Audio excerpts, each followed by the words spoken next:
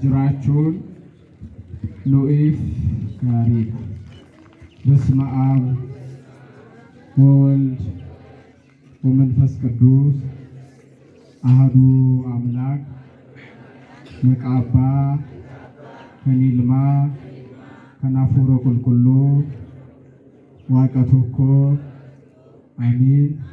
በአብ ስም በወልድ ስም በመንፈስ ቅዱስ ስም በአንድ አምላክ እናምናለን።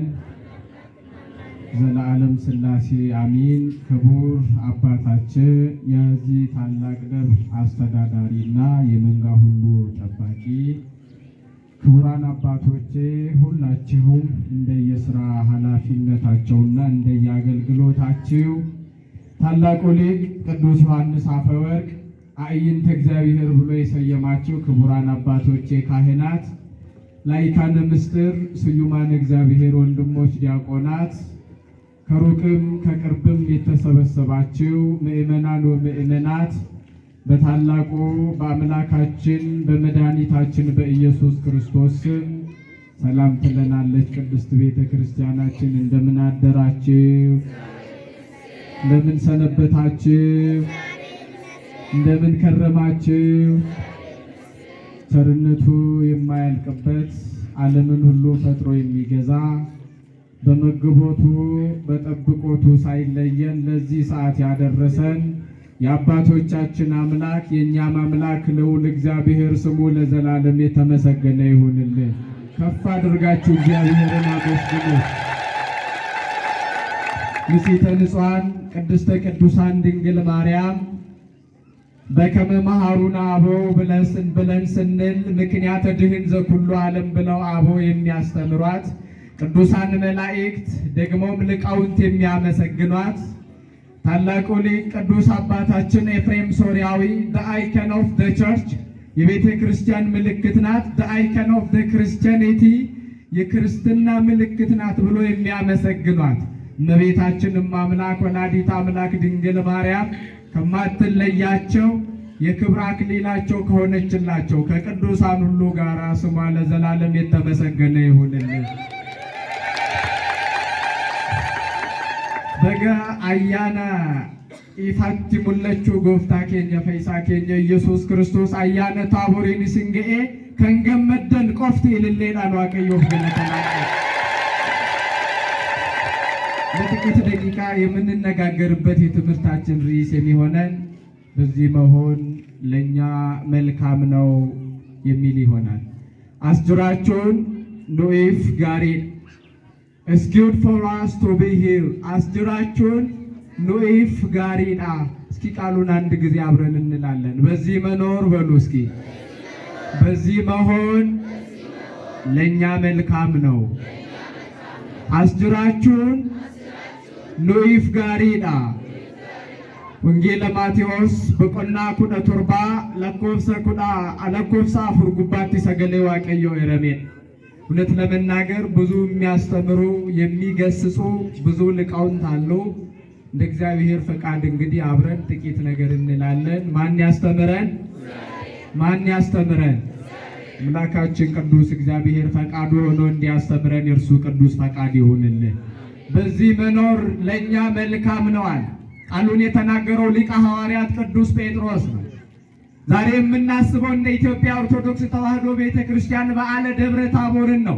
የመለኮት ምስጢር የተገለጠበት፣ የአብን ቃል ከሰማይ የሰማንበት፣ መንፈስ ቅዱስ በብሩህ ደመና ተመስሎ የወረደበት መድኃኔ ዓለም ኢየሱስ ክርስቶስ በዮሐንስ ወንጌል ምዕራፍ 10 ቁጥር 30 ላይ እነሆ አነ ወአብ አሐዱ ንሕነ እኔና አባቴ አንድ ነን እንዳለ በመለኮቱ በስልጣኑ ከአብና ከመንፈስ ቅዱስ ጋር መሆኑን ቃሉን ከአብ አንደበት የሰማንበት ዓለማትን ሁሉ ፈጥሮ የሚገዛ ጌታ ሐዋርያትን ይዞ ወደ ደብረ ተራራ ወይም ደግሞ ወደ ታቦር ተራራ ወጥቶ ምስጢሩን የገለጠበት ለክርስቲያኖች ሁሉ ብርሃነ መለኮት የወጣበት ይህችን የተከበረች ዕለትን እያከበርናት ነው። ሀራ አያነት ሁሉ ታቦር ጎፍታን ከኒ ፈትበይ ዋቁማን ዋቀዮ ከኒቲ ሙለት አባ ፈፉረ ቁልቁሉ ወጅኒዳን አንጎኒሳ ተቋከቴ ከኒቲኑ በርሲስ አዱኛ ከናፍ ኢፈ ከንተይን አዱኛ ከናፍ ጅሬኛ ከንተይን ወንጌል ዮሐንስ በቆና ኩደን ለኮብሰ ሰዶ መረቅ አኒፍ አባን ቶኮ godha jedhee aangoo isaa kennutti. Gantoonni shakkitoonni namooti addunyaa kana akka jedhan otoo hin ta'in inni abbaaf hafuura qulqulluu wajjin waaqa tokko akka inni ta'e guyyaa abbaarraa sagaleetti dhageenye. Waaqayyo hafuura qulqulluun bifa duumessa isa ifaa ta'eeti. Duumessa isa dukkana otoo hin ta'in isa ifu samiidhaaf sabaree bifa ifaa ta'eetiin guyyaa itti bu'e. Guyyaa kana kabajaa jirra. Yoonaan kan nu ga'e ulfinni galanni waaqayyoodhaaf haa ta'u. Ililleedhaan maqaasaa jajjadhaa። እንግዲህ የታቦር ተራራን እያከበርን ነው። በዓለ ደብረ ታቦርን።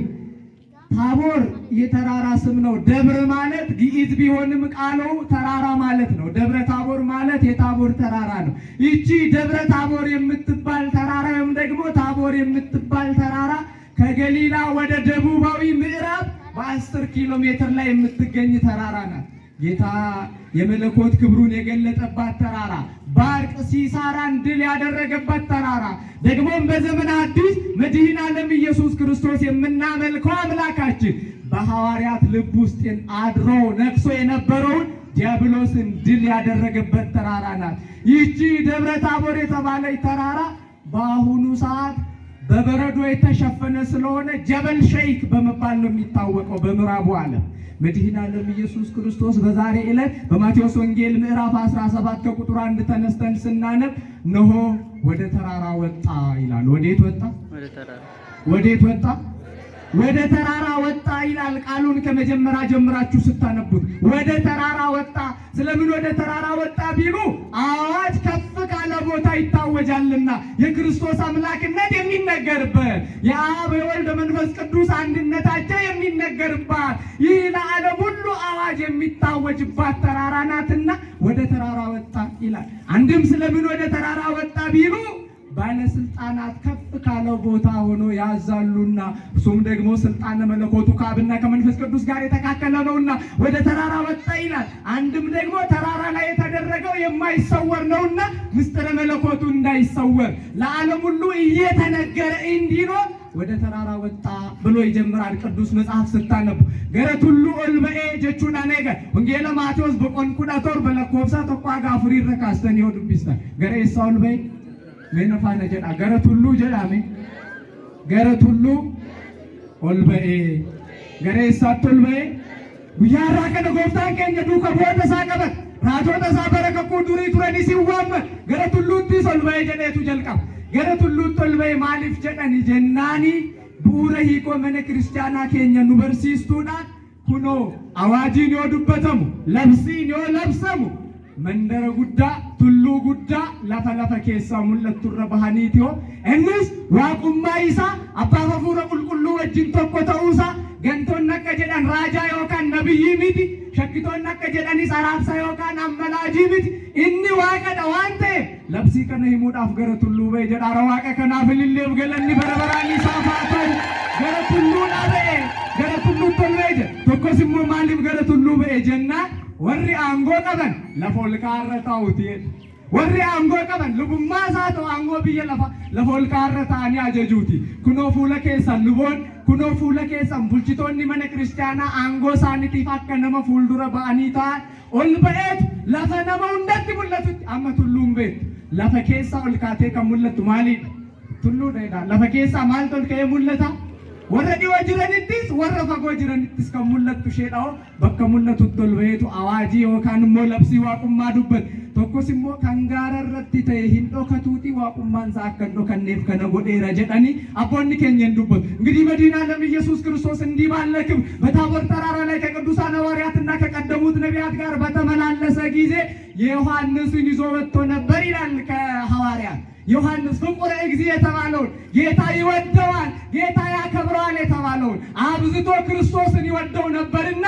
ክርስቶስም ውለታውን ይረሳ ዘንድ አመፀኛ አይደለም ተብሎ የተነገረለት አምላክ ነውና እሱም አብዝቶ ይወደው ነበር ተብሏልና ፍቁረ እግዚእ የተባለውን ዮሐንስ አቡ ቀለምሲስ ምስጢር ገላጭ የተባለውን የመለኮትን ምስጢር የሚናገር ነባቤ መለኮት የተባለውን ቅዱስ ዮሐንስን ይዞ አንድም ደግሞ ወንድሙ ያዕቆብን ቀናኢ ነውና ቀና ነውና ለሃይማኖቱ እነሆ በንጹህ ልብ የሚተጋ ነውና እሱን ይዞ ሌላም ደግሞ ቅዱስ ጴጥሮስን ይዞ ወደ ተራራ ወጣ ይላል። ምስጢረ መለኮትን የሚያውቅ ነው ቅዱስ ጴጥሮስና እነዚህ ሶስቱን መረጣቸው፣ ወደ ተራራማ ወጣቸው። ከቀደሙት ነቢያት ደግሞ ከሞተው 1644 ዓመታት ያለፉት ሙሴን ከመቃብር አስነስቶ ደግሞ ሞትን ሳያይ ወደ ሰማይ በእሳት ሰረገላ ያረገውን ቅዱስ ኤልያስንም አመጣ።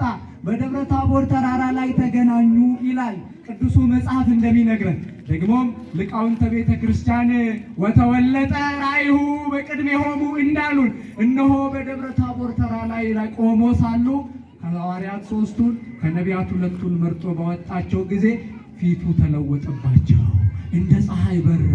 ወአልባሲሁኒ ኮነ ጻዕዳ ከመ በረቅ፣ እነሆ ልብሱም እንደ መብረቅ ሆነ፣ አምላክነቱ ተገለጠ ይላል። ክብር ምስጋና ለመድኃኔዓለም ለኢየሱስ ክርስቶስ። አምላክነቱ ተገለጠ። በፊታቸው ቆሞ የነበረው ያ ሥጋ ለባሽ የነበረ አምላክ ፍጹም ሰው ፍጹም ሆኖ ዓለምን ሁሉ ያዳነው አምላክ እነሆ እነርሱ እንደ እርሳቸው ያዩት የነበረው አምላክ ከዚህ በፊት ጥያቄ ጠይቋቸው ነበረ። ወይ ከነቢያት ነው ወይ ኤልያስ ነው ወይ ሙሴ ነው እያሉት ነበረ። ያ ደካማ ሲመስላቸው የነበረው አምላክ ፊቱ ተለወጠባቸው፣ ልብሱ እንደ ፀሐይ በራ። ብርሃን ለእግዚአብሔር ጸባዩ ነው፣ የባህሪ ገንዘቡ ነው። በባህሪ ገንዘብ ተገለጠላቸው ስል እነሆ ልብሱ እንደ በረዶ ነጭ ሆነ፣ ማየት እስኪያቅታቸው ድረስ ሐዋርያትም ደንግጠው ወደቁ። ከዚያ በኋላ አትፍሩ አይዟቸው እያለ አስነሳቸው ይላል። ክብር ምስጋና ለመድኃኔዓለም ይሁን። እኛም ከወደቅንበት ኃጢአት ያንሳን መድኃኔዓለም። እንግዲህ መድኃኔዓለም ኢየሱስ ክርስቶስ እንዲህ አስተማረ። ስለምን ደብረ ታቦርን መረጠ ከተራራ ሁሉ ብሎ ቢሉ ይላል ትንቢቱ እንዲፈጸም ነበር ይላል።